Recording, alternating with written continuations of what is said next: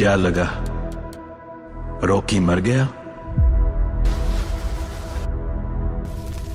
सोने को बंद कर निकलने में तपना तो पड़ता ही है। हेलो नमस्कार दोस्तों, आप सभी का स्वागत है बॉलीग्राज स्टूडियोज में और मैं हूं आपके साथ अनुष्का त्यागी।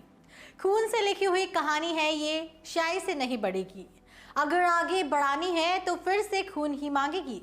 केजीएफ चैप्टर 2 तो सबने ही देखी होगी और अब तक तो प्रकाश राज का ये डायलॉग आपके जहन में रच बस गया होगा दोस्तों।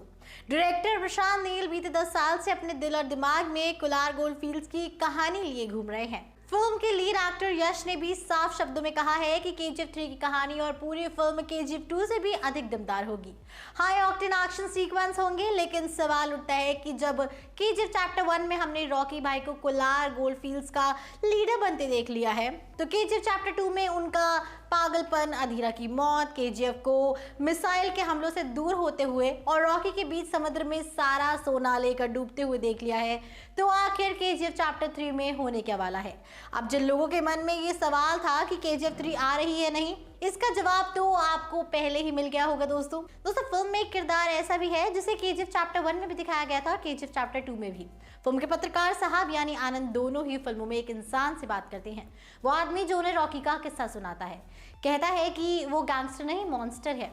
वही जब वो किस्सा बताता है कि कैसे पुलिस ने थाने में रॉकी को बैठा तो दिया, लेकिन जब ड्राइविंग लाइसेंस पर नाम देखा तो पूरा आसमान हिलने लगा। वही कैरेक्टर जिसने बताया था कि कैसे रॉकी सप्लायर का गन चेक करने के लिए 13 लोगों के बीच अकेले पब में घुस गया, वही किरदार जो केजीएफ 2 के आखिर में फिर आता है। आनंद उसके पास जाकर कहता है कि तुमने सही कहा था, वो गैंगस्टर नहीं मॉन्स्टर है।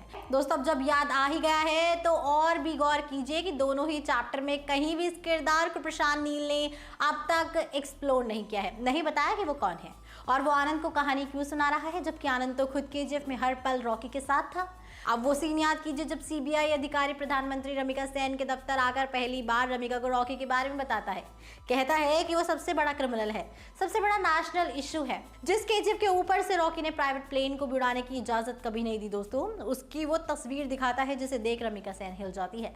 इस सीन के साथ ही 10 सेकंड का सीन और दिखाया जाता है। एक अमेरिकी को कुर्सी पर बैठा दिखाया जाता है। उसके एक हाथ में अखबार होता है जिसकी हेडलाइन है इंडियाज बिगेस्ट क्रिमिनल और दूसरे हाथ में दुनिया की प्रतिष्ठित मैगजीन टाइम है जिसके कवर पेज पर लिखा है वर्ल्ड्स बिगेस्ट क्रिमिनल। यानी जब तक रमिका को रॉकी के बारे में पता चलता तब तक रॉकी दुनिया के 16 देशों का सबसे बड़ा मॉन्स्टर बन चुका था। अब फिल्म के आखिरी सीन पर आते हैं। रॉकी जहाज में केजीएफ का सारा गोल्ड लेकर समुद्र में डूब जाता है। जानबूझकर उसने ऐसी जगह चुनी है जहां सारा सोना और खुद रॉकी 20,000 फुट की गहराई के ऊपर है। यहाँ हमें 2 बातें पता चलती हैं। पहली कि रॉकी ने सिर्फ भारतीय अधिकारियों को ही फैक्स नहीं भेजा था, उसने अमेरिका और इंडोनेशिया को भी फैक्स भेजकर वहां बुलाया था। भारतीय जहाज से हुई बमबारी में रॉकी को समुद्र में सोना सहित डूबते हुए दिखाया जाता है। लेकिन क्या रॉकी मर जाता है? शायद नहीं, क्योंकि रॉकी का कैरेक्टर ऐसा है कि जहां सबकी सोच खत्म हो जाती है वहां रॉकी की शुरू होती है। तभी तो वो गैंगस्टर नहीं मॉन्स्टर है। आप पोस्ट क्रेडिट सीन पर आइए। केजीएफ 2 के खत्म होने के बाद पोस्ट क्रेडिट सीन में 4 बड़ी चीजें दिखाई गई हैं। एक तो केजीएफ चैप्टर 3 की फाइल मिलती है। दूसरी बात कि सीबीआई के अधिकारी रमिका सेन को बताते हैं कि रॉकी ने वहां इंडोनेशिया और अमेरिका की शिप को भी बुलाया था। क्यों बुलाया था नहीं पता। तीसरी कि इन सबके बीच CIA के अधिकारी रमिका सेन के पास आते हैं और रॉकी का प्रत्यार्पण मांगते हैं। दोस्तों बता दूं, क्योंकि रॉकी अमेरिका का भी सबसे बड़ा मुजरिम है, वो वहां कैसे मुजरिम बना ये भी नहीं बताया गया है। चौथी और आखिरी बात, रमिका सेन के चेहरे के एक्सप्रेशन इस दौरान कुछ ऐसे हैं जैसे वो कुछ ऐसा जानती हो जो उसने किसी को नहीं बताया है। वैसे भी पोस्ट क्रेडिट सीन में भी भारतीय वायुसेना और थल सेना को फिर से हमला करते हुए दिखाया जाता है। रमिका सेन को हमले के कागजात पर साइन करते हुए दिखाया जाता है, जबकि केजीएफ सिटी तो मिसाइल हमलों से जमींदोज है। फिर रमिका सेन ऐसा क्या छुपा रही हैं? कुल मिलाकर इस पूरे फ्लैशबैक और फास्ट फॉरवर्ड की जरूरत इसलिए थी दोस्तों कि आप ये समझ सके कि केजीएफ चैप्टर 3 की कहानी के लिए प्रशांत नील के पास अभी भी बहुत सारा मसाला है। मसलन रॉकी कैसे 16 देशों के लिए मोस्ट वांटेड बना, कैसे उसने अपना साम्राज्य दुनिया भर में फैलाया। रमिका सेन को ऐसा क्या पता है जिसे वो छुपा रही है? क्यों उसने आनंद की लिखी किताब एल डोराडो को बैन कर दिया, जला दिया? जब केजीएफ सिटी ढेर हो चुका है तो फिर रमिका सेन ने फिर वहां वायुसेना और थल सेना से हमला करवाया। क्या रमिका सेन भी रॉकी से कहीं ना कहीं मिली हुई है? समुद्र में जब रॉकी और उसका सारा सोना डूब रहा था तब कहाँ इंडोनेशिया और अमेरिका वाले क्या कर रहे थे?